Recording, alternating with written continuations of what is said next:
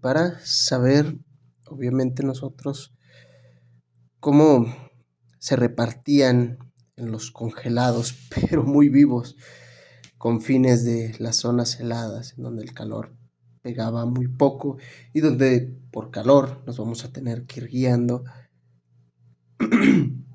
a través de los puntos de calor. Significa, si para nosotros afuera en la Tierra, en la atmósfera, donde respiramos nuestro oxígeno, nosotros estamos alrededor de esta área caliente, no sería muy necesario decir que atraía el calor, sino estaría una línea contraria. Si lo tuvieras en un gráfico, lo trataras de dividir a la mitad, pues apenas una parte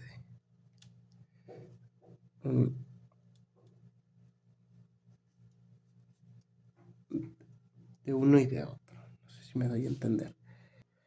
¿Por qué? Porque poniéndolo como polo opuesto, como pega el calor arriba, como pega el calor abajo, sigue el calor aún así estando muy cercano al mar.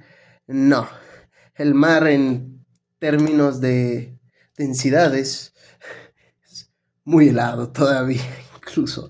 Entonces, te lo pongo en perspectiva, ¿verdad? Hay zonas muy calurosas en donde se van a ir planteando en nuestra época el calor más cercano a las playas, en donde obviamente está demasiado caluroso, incluso llega a estar caliente el agua. Y bueno, depende de en qué cuerpo hayas nacido eso. Entonces no está muy alejado en realidad.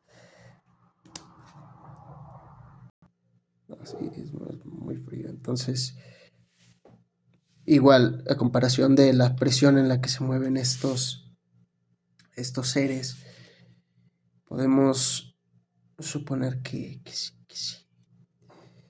sí, si pusiéramos como polo opuesto a esto, ¿a dónde te arrojaría normalmente? Hacia lo más dominante, a la derecha. Y nos elevamos, tomamos una elevación, obviamente no van a agarrar recto, sino que va a ser un pequeño corte. Esta podría ser bien una parte de un gran espectro de lo que estamos nosotros calculando. Y la segunda línea sería directamente aquí. Tenemos estos dos como polos, e igual hay que contrariarlos. Le llamaremos oponérsele, como un tipo de oposición. Igual, ¿cómo podrían contrariarse sin la necesidad de encontrarse precisamente con, bueno, sin tener en cuenta ya esta área, sino solamente estos dos puntos, en calor en las zonas volcánicas y obviamente en qué distribución de altura y qué tan abajo está, qué tan profundo es el mar.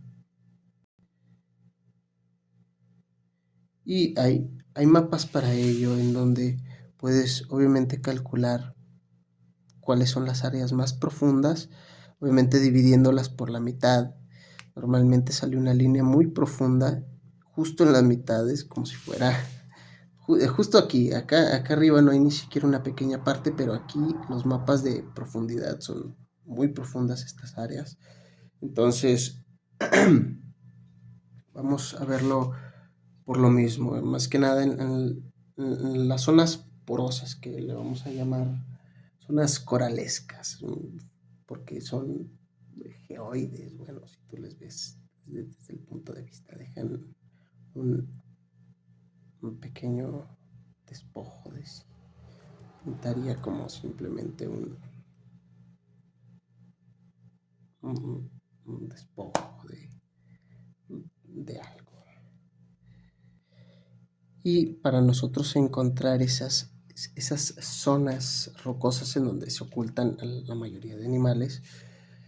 ¿Por qué? Porque los demás plataformas básicamente sobrevivimos a través de zonas duras en donde lo utilizamos como, ahora sí que nuestra trinchera, decimos aquí todavía, cada cual en su trinchera.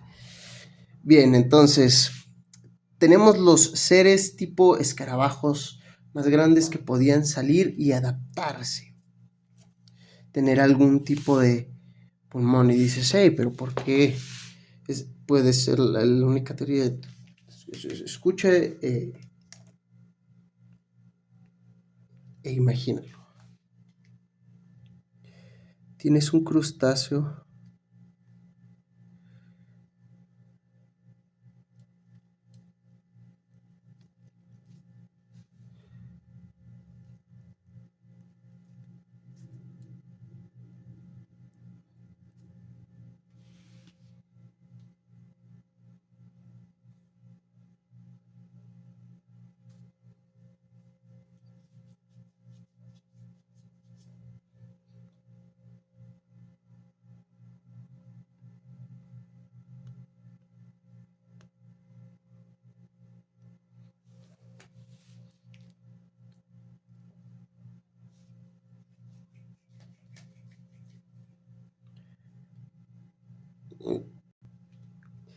tienes este crustáceo, tipo de crustáceo, en donde hay dos divisiones, hay dos medidas.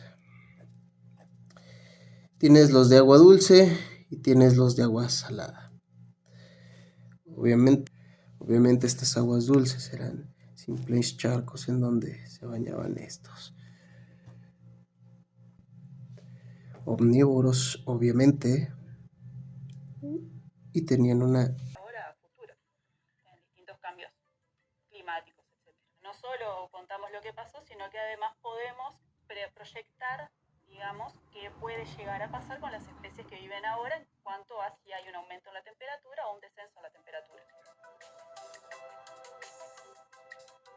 Cuando nosotros hacemos los análisis podemos ver exactamente si hay aumento o descenso de la temperatura del mar, que eso es una información que obtenemos a partir de análisis químicos dentro de los moluscos mismos. Podemos saber distribución de otras cosas, como por ejemplo plantas, de las que se alimentaban, plantas acuáticas, si había o no. Es decir, tenemos como un montón de información asociada que no está presente directamente en los fósiles, pero que podemos inferirlo a partir de los fósiles. Los moluscos en general aparecen dentro de las rocas, aparecen acumulados, es decir, tienen una ventaja de que son muy abundantes, a diferencia a veces quizás con un vertebrado que aparece un hueso solo, un hueso aislado, aparecen en conjunto, por lo tanto nos permite extraer toda la muestra. O sea, yo por lo general saco todo del género Bulimulus, que es digamos, de donde se encontró la especie nueva. Ya había registros para el Cretácico, había una especie sola descripta, y nosotros lo que encontramos fueron otras formas que eran un tanto diferentes a la especie que ya estaba descrita, que era Bulimulus clappenbacki.